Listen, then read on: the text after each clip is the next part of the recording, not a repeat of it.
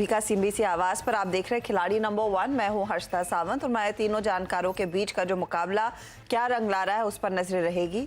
याद रखिएगा आज फ्राइडे का सत्र है तो आज ही इस हफ्ते के विजेता का भी अनाउंसमेंट होगा। करीब 3:20 पर वो हम अनाउंस करेंगे। लेकिन बाजार की चाल अगर आप गौर करें तो यहाँ पर मोड तेजी का बनता हुआ साफ दिखाई दे रहा है। करीब आधे % का इजाफा। निफ्टी 50 में 118 अंकों की बढ़त है। 22,045 के लेवल्स पर हाई बना और वहां से अब सिर्फ 15 पॉइंट ही दूर है। साथ ही साथ देखिएगा निफ्टी बैंक की चाल तो यहाँ पर भी मजबूती देखने को मिल रही है। 220 अंकों की बढ़त पर दरअसल ये इंडेक्स इस समय कारोबार करता हुआ दिखाई दे रहा है और ये भी अपने डे हाई से ज्यादा दूर नहीं, वहां पर सिर्फ 30 पॉइंट की ही दूरी बनी है। स्टॉक स्पेसिफिकली ऑफकोर्स हमने देखा है आज का मूड माहौल दरअसल ज्यादा तेजी की तरफ है क्योंकि ब्रॉडर मार्केट भी पार्टिसिपेट कर रहे हैं। वो एडवांस डिक्लाइन रेशियो भी आपकी स्क्रीन पर आएगा जहां पर मिड और स्मॉल कैप्स में तेजी बनी है और आज चौतरफा खरीदारी के अंश साफ तौर से बाजार में बनते दिखाई दिए हैं। मारुति, टाटा मोटर्स, ऑटो में ये कुछ काउंटर्स है जो तेजी में है। साथ ही टेक्नोलॉजी में इन्फोसिस और एल&टी का साथ है। दिग्गजों में अगर कुछ बैकफुट पर आया तो ओएनजीसी, पावरग्रिड, आईटीसी और अपोलो हॉस्पिटल्स जैसे स्टॉक्स है, वरना ओवरऑल मार्केट की चाल जो है वो अच्छी खासी मजबूती की बनी हुई है। अब आते हैं रिटर्न्स पर। कल तक किस तरह के रिटर्न्स हमारे जानकारों ने कमाए हैं वो आपकी स्क्रीन पर लेकर आते हैं। ब्रिजेश एल करीब 12.6% के रिटर्न्स के साथ आगे चल रहे हैं। अमित ने करीब 9% के रिटर्न्स कमाए। रूपक हाउएवर 7% के नेगेटिव रिटर्न्स दिखा रहे हैं। तो आज किस रुख पर नजरें रहेंगी, ट्रेड क्या लिया जाए, आप तीनों का ही स्वागत है। ब्रिजेश, कंसिडरिंग आप एक लीडिंग पोजीशन में कल दोपहर तक, आज का मार्केट पर्सपेक्टिव क्या है? मोमेंटम जारी रहेगा? Good morning madam. So definitely मुझे लगता है कि ये जो मेरा ये मानना था कि लास्ट 2-3 दिन से डेटा चेंज हो रहा है और जिस हिसाब से 21,850 के ऊपर जब निफ्टी सस्टेन करना स्टार्ट किया तो मेरा एक व्यू फॉर्म हो रहा था कि 22,000 तो डेफिनेटली एक बार टेस्ट हो जाएगा। तो आज जैसे कि हमने देखा है कि 22,000 टेस्ट हो चुका है। मुझे लगता है कि ये रैली आज फ्राइडे के चलते प्रॉफिट बुकिंग आना थोड़ा मुश्किल है। ये मोमेंटम और हो सकता है और एक 50 ऑड पॉइंट्स का एक और अपसाइड आज के क्लोजिंग तक मैं देख रहा हूँ। 22,080 के आसपास हो सकता है निफ्टी जाए। तो मुझे लगता है कि बाय का व्यू लेके चलना चाहिए। जो भी पोजीशन हम लॉन्ग करेंगे उनको डायरेक्शनली अगर देखना तो 21,700, जब तक 21,700 का लेवल ब्रेक नहीं करता तो मेरा बायस पॉजिटिव रहेगा मार्केट में। वही लेवल हम बैंक निफ्टी की तरफ देखते हैं तो 46,000 का ट्रिगर था जो हम काफी टाइम से सोच रहे थे कि अगर ये निकल जाता तो एक अच्छा खासा शॉर्ट कवरिंग आ सकता है। मोमेंटम स्लो है बट देन डेफिनेटली मुझे लगता है बैंक निफ्टी में भी ट्रेंड पॉजिटिव है। दोनों ही पॉजिटिव बायस लेके चलो। पॉजिटिव बायस लेकर चलेंगे। अमित, कोई खास थीम आपने आइडेंटिफाई की है आज के लिए? जी मैम, जो भी सेक्टर्स में स्पेशली जहाँ पे एक स्ट्रेंथ थी लेकिन प्रॉफिट बुकिंग हो गई थी पिछले हफ्ते, बीट एंड डाउन हो गए थे, तो उन्हीं सेक्टर्स पे थोड़ा ध्यान रहेगा। CPSC, PSC, they are only outperforming. इन्हीं सेक्टर्स में पिछले 3-4 महीनों से स्ट्रेंथ और कंटिन्यूअसली हम वहीं पे स्ट्रेंथ देखने, तो फोकस उन्हीं सेक्टर्स में रहेगा as far as stocks are concerned. Roopak, आपकी अप्रोच क्या रहेगी? जी, मेरे अप्रोच भी ऑलमोस्ट सेम रहेगा। निफ्टी में स्ट्रेंथ दिख रहा है 21,750 के ऊपर जब तक है तब तक पॉजिटिविटी रहेगा। बाय ऑन टिप स्ट्रेटजी अपनाना जाएगा और पीएससी भी फोकस रहेगा। तो ये इनफैक्ट वो ट्रेड्स रहेंगे जो फोकस में आएंगे।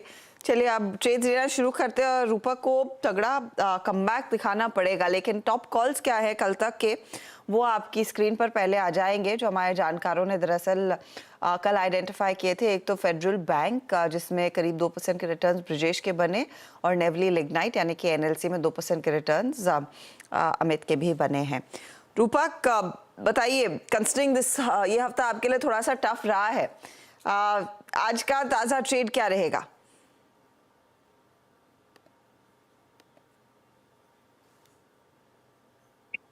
आज मेरा पहला ट्रेड रहेगा।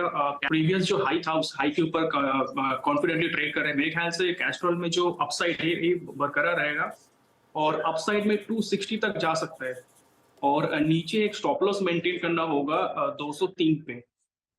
ओके, 203 के स्टॉप लॉस के साथ कैस्ट्रॉल इंडिया में तेजी का ट्रेड आप लेंगे और यहाँ पर टारगेट रहेगा 260 के आसपास। ये फिलहाल वो व्यू बनता हुआ इस समय ट्रेड का मौका आपने यहाँ पर आइडेंटिफाई किया है। ठीक है, अब आते हैं चलिए ब्रिजेश के पोर्टफोलियो पर। तो ब्रिजेश का आप शायद सोनाटा सॉफ्टवेयर वाला ट्रेड अभी भी ओपन है, वरना इन्होंने नाल्को में आज एग्जिट कर लिया, बुक कर लिया और न्यू इंडिया एश्योरेंस में आज एग्जिट कर लिया है। फेडरल बैंक में एग्जिट कर लिया। आई थिंक ये मेरा कल तक का डेटा है। आइदर वे सोनाटा को होल्ड कर रहे हैं, राइट आप? मैडम मैं एक बार एग्जिट करना चाहूंगा। 807 जो भी सीएनपी है उस पर मुझे लग रहा है वो मोमेंटम मिस हो रहा है शायद, तो एक बार स्टॉप लॉस ट्रिगर होने के असर काफी ज्यादा है, तो मैं एक बार एग्जिट करना चाहूंगा मार्केट प्राइस पे जो भी है।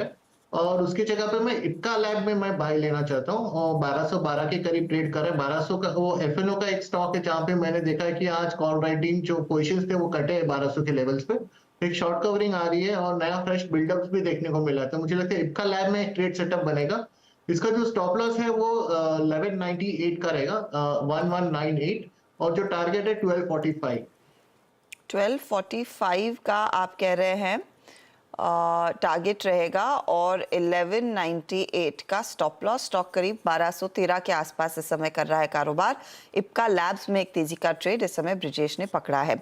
चलिए अमित का पोर्टफोलियो भी लेकर आते। कल इनका एनएलसी अच्छा खासा रिटर्न कमा कर गया, वहां पर उन्होंने प्रॉफिट कल के कल ही बुक कर लिया। आई थिंक आईओसी में पोजीशन काट ली थी।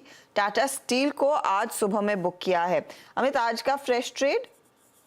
जी मैम, मैं नेशनल एल्यूमिनियम के साथ जाना चाहूंगा। 167.50 का इसका प्राइस है। स्ट्रक्चर काफी पॉजिटिव और आज के सत्र में मोमेंटम है। मुझे लग रहा है कि मोमेंटम ड्यूरिंग द डे बढ़ेगा। यहाँ पे 177 का टारगेट रहेगा और स्टॉप लॉस रहेगा 163 का।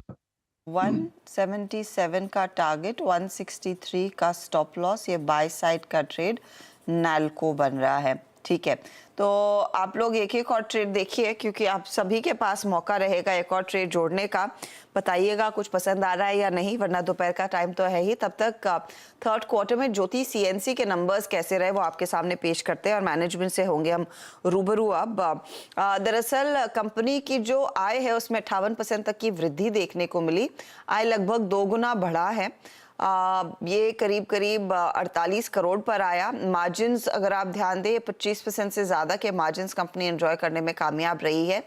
और ऑर्डर बुक की पोजीशन कैसी है इस सबके बीच, कहाँ से वो फ्लो आता हुआ दिखाई दे रहा है, इस सब पर बातचीत करने के लिए हमारे साथ दरअसल कंपनी का मैनेजमेंट है। कंपनी के चेयरमैन जडेजा साहब। मिस्टर जडेजा, स्वागत है आपका सीएनबीसी आवाज पर। एक सिग्निफिकेंट इजाफा आपके रेवेन्यूज में देखने को मिला है। किस सेगमेंट ने ड्राइव की है इस रेवेन्यू ग्रोथ को, अगर वो पहले हमें समझा सके? तो बेसिकली एरोस्पेस एंड डिफेंस जो है उसके हिसाब से थोड़ा ड्राइव आया है। एंड जो टॉप लाइन बढ़ा है तो ऑपरेशन एफिशिएंसी आया है, दोनों को मिला के वो ये चीज बनी। मोमेंटम फिर आने वाले तिमाहियों में भी जारी रहेगा? या जिस तरह से जो हमारा ऑर्डर बुक बना हुआ है, तो ऑर्डर बुक के अंदर एरोस्पेस डिफेंस के अलावा एक अनदर सेक्टर जो है जो काफी हमें फ्यूचरिस्टिक लग रहा है और उसका हमारा ऑर्डर बुक भी बना हुआ है, वो ईएमएस है। तो इलेक्ट्रॉनिक मैन्युफैक्चरिंग सर्विसेज से दोनों आगे बढ़ रहा है और ये मेंटेन रहेगा ना, यहाँ से भी थोड़े बेहतर बनते हुए देखेंगे। तो आप मुझे अगर सेगमेंटली बता सके कि किस तरह की ऑर्डर बुक पोजीशन है ईएमएस साइड पर, डिफेंस साइड पर और ऑफ कोर्स आपकी ऑटो साइड पर भी? सो डिफेंस साइड्स को अगर हम देखेंगे तो डिफेंस के अंदर हमारी करीब 57% ऑर्डर बुक है। जो 3200 प्लस करोड़ की जो ऑर्डर है उसमें से डिफेंस का करीब 1800 करोड़ का ऑर्डर है। एंड ईएमएस हमारे लिए नया सेक्टर ओपन हुआ है और आज के दिन में वो करीब 8% की ऑर्डर बुक है। और बाकी जो है वो auto component, general engineering and dies moulds के ऑर्डर्स। ओके, अच्छा सर मुझे बताइए, कंसिडरिंग जो ऑर्डर बुक है 3200 करोड़ की, इसको एग्जीक्यूट करने के लिए आपकी कैपेसिटी क्या पूरी तरह से यूटिलाइज हो रही है या फिर इसे बढ़ाना पड़ेगा? तो अभी हम लोगों की कैपेसिटी उसमें जो भी डीबॉटलनेकिंग करके हम कैपेसिटी को बढ़ा रहे हैं, ये साल के अंदर बढ़ा चुके हैं और अगले साल के लिए भी हम लोग बढ़ा रहे हैं यहाँ पे।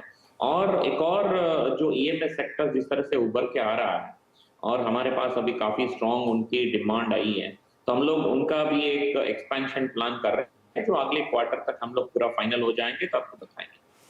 मेरे को एक चीज बताइए, जब आपकी आईपीओ आई थी आपने रफली 3300 करोड़ की ऑर्डर बुक सजेस्ट की थी, तो ये उन्हीं लेवल्स के आसपास है थर्ड क्वार्टर में? आपने कुछ और जितना मेरा जो एग्जीक्यूशन हुआ है लगभग मोटा मोटा उतना ही ऑर्डर बुक बना हुआ है फिर से। ओके, तो उतने ऑर्डर्स आपने फिर और गेन कर लिए हैं। डिफेंस में कितनी विजिबिलिटी है इंडिजिनस प्रोडक्ट्स के लिए, जहां पर आगे आपको और ऑर्डर्स मिलेंगे? और मैं इसीलिए पूछ रही हूँ क्योंकि आज वो डिफेंस एक्विजिशन काउंसिल की बैठक भी है, वहां पर कुछ और चीजें अनाउंस होती हुई दिखाई देंगी। तो किस तरह के प्रोडक्ट्स पर आप काम कर रहे हैं?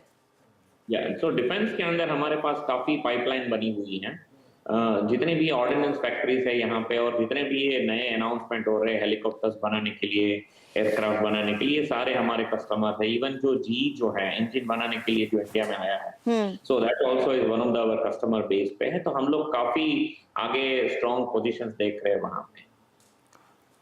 और यहाँ पर एक्सपोर्ट मार्केट कितना आप डिलीवर कर पाएंगे और किस सेगमेंट के लिए आप ज्यादा केटर करेंगे?